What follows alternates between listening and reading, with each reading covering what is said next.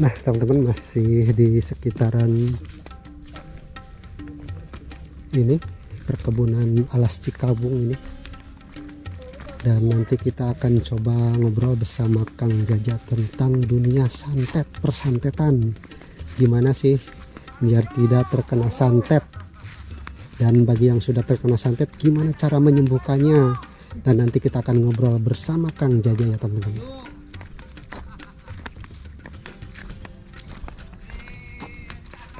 Oke teman-teman, kita masih bersama Kang Jaja ini, yang boleh dibilang tokoh spiritual bisa jadi ya Kang ya? Iya, bisa jadi seperti itu. Yang nanti buat para teman-teman yang mau berkonsultasi ataupun tanya-tanya seputar ilmu-ilmu gaib bisa nanti dihubungi ya. Nomornya ada ya Kang ya? Ada.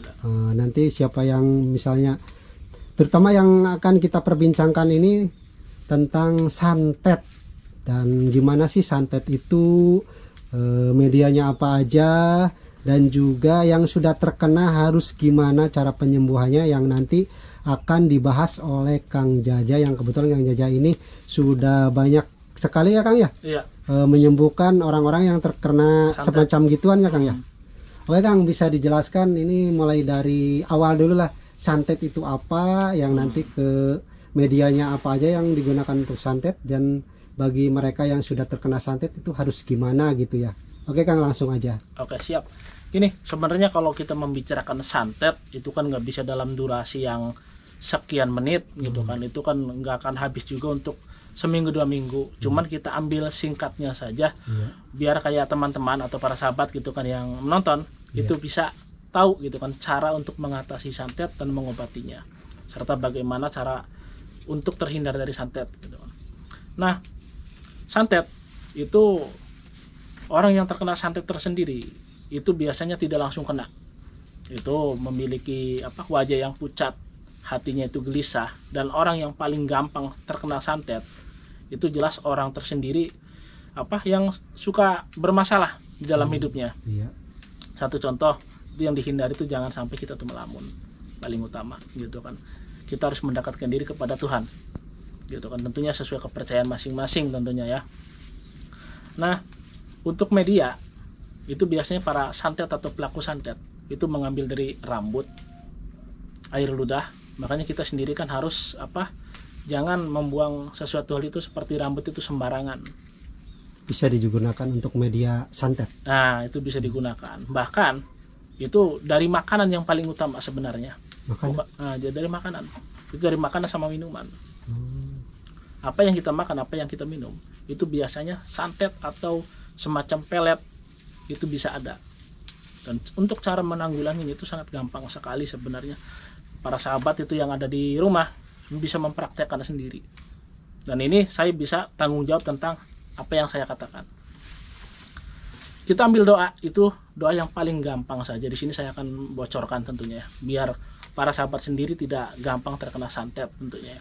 Karena kebetulan sahabat saya yang di sini itu pernah terkena santet, punggungnya sempat mengeluarkan belatung di situ.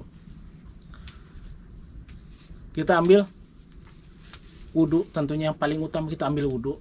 Setelah itu kita baca Bismillahirrahmanirrahim. Allahu la ilaha illa huwal hayyul qayyum.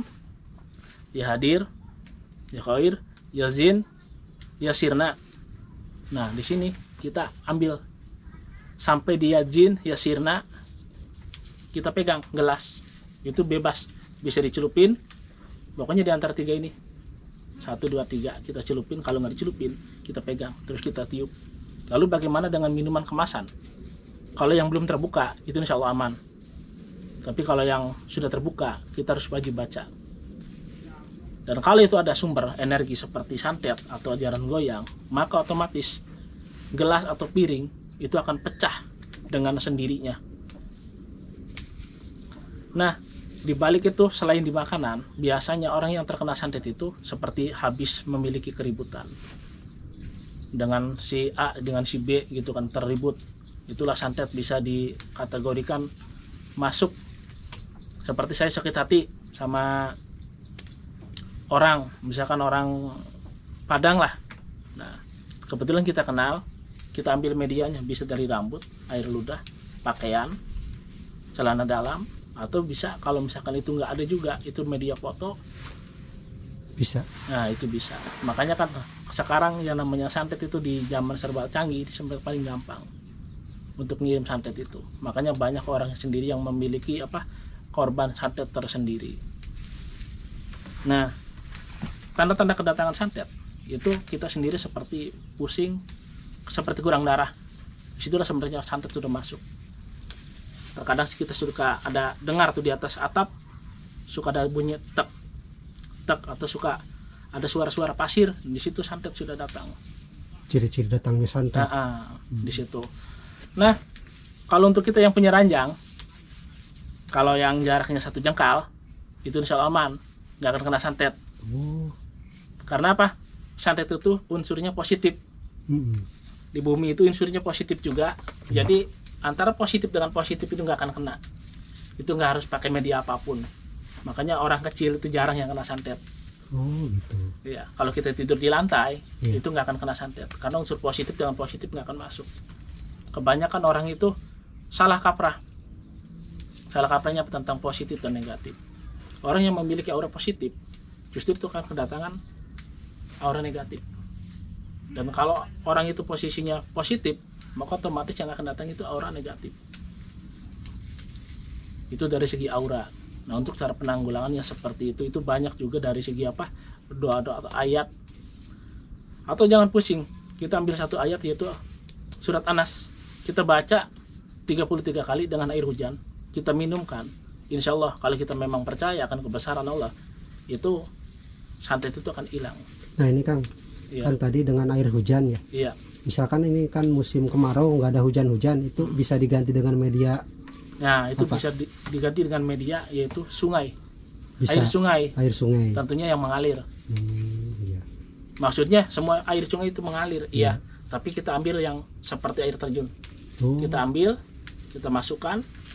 Tentunya sebelum mengambil kita harus berwudu dulu, bersuci kan gitu. sebelum mengambil air. Iya. Nah, di situ kita tiupkan. Selama baca surat Nas 33 kali yang paling efektif, yang paling mudah, kita yakin insya Allah pelan-pelan santet itu akan hilang. Dan kalau masih belum juga, ya tentunya cari tokoh masyarakat setempat yang bisa, nah itu untuk bisa mengobati santet tersendiri. Terkadang ada juga satu jenis santet yang tidak bisa disembuhkan sebelum kita menemukan media yang disembunyikan oleh pengirim tersebut. Oh gitu. Misalkan saya ngirim santet ke seseorang, Iya. dan saya itu bayar dengan dosa saya, Oh, maka saya tulis nama dia. Dari segi foto itu dibuntel dengan kain kapan, dibungkus, saya sembunyikan di tempat yang paling gelap. Maka niscaya apapun itu, paling gelap itu di sekitar rumah atau di luar rumah? ya biasanya pelaku tersendiri kan dibuangnya di sumur. Di sumur. Iya, Hmm. sumur timba Oh, yang sumur. biasa dulu gitu kan, Zaman zaman dahulu. dulu ya? Iya, atau di bawah batu yang besar, yang perkiraan itu sekitar 50 kg yang sulit untuk diangkat. Hmm. Kalau belum ketemu, maka niscaya orang itu nggak akan bisa sembuh. Oh. Jadi kalau pengen sembuh harus media tersebut. Harus dicari. Oh, kan sulit. Insya Allah semua jalan pasti akan ada. Oh gitu ya. Asal percaya kita pasti sembuh ya Kang ya. Iya, semua penyakit itu sudah ada obatnya, satu paket dengan obatnya. Nah, itu kan dari segi cara orang kena santet saya sudah kasih tahu. Terus cara yang seperti dari makanan saya juga sudah kasih tahu.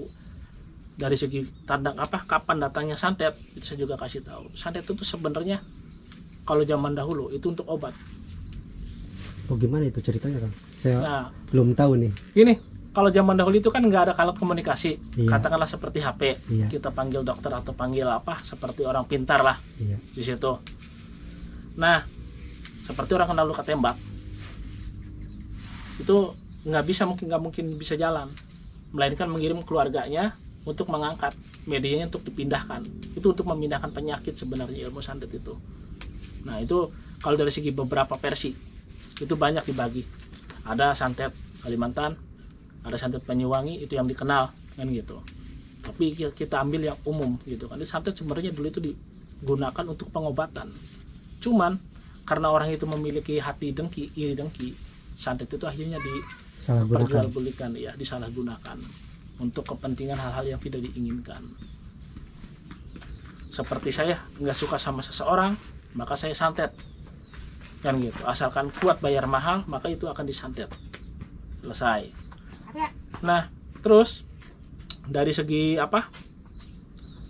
Sekarang itu udah nggak dibuat seperti pengobatan, justru malah disalahgunakan untuk ambisi seseorang. Ya, untuk balas dendam sepertinya, atau Ya. karena rasa iri dengki gitu ya kan ya. Seperti sahabat saya itu yang namanya Ebeng, itu belum lama, sekitar 1 bulan yang lalu, itu dapat kiriman santet gitu kan.